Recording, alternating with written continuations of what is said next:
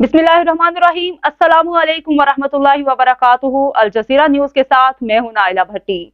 नजर डालते हैं आज की इलाकाई और इंटरनेशनल खबरों पर।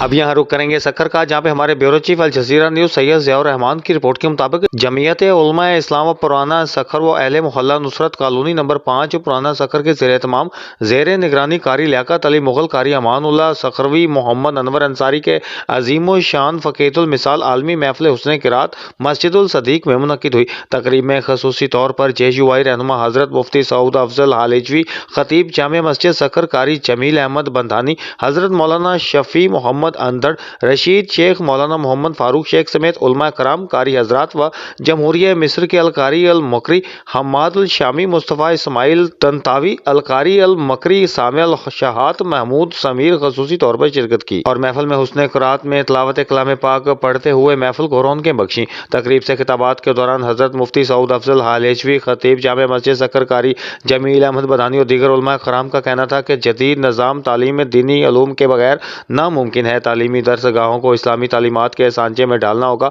कुफरिया ताकतों ने तालीमी इदारों से कुरान और अहादीस के उलूम को दूर रखने की कोशिश की। उम्मत मुसलमान को आलमी चैलेंजों से मुकाबला करने के लिए दीनी और दुनियावी तालीम का हसूल यकीनी बनाना होगा।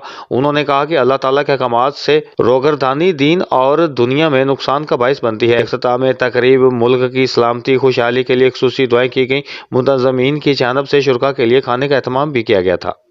अब तक के लिए इतना ही। मज़ीद खबरें और अपडेट्स जानने के लिए विजिट कीजिए हमारी वेबसाइट www.aljazeeranews.tv।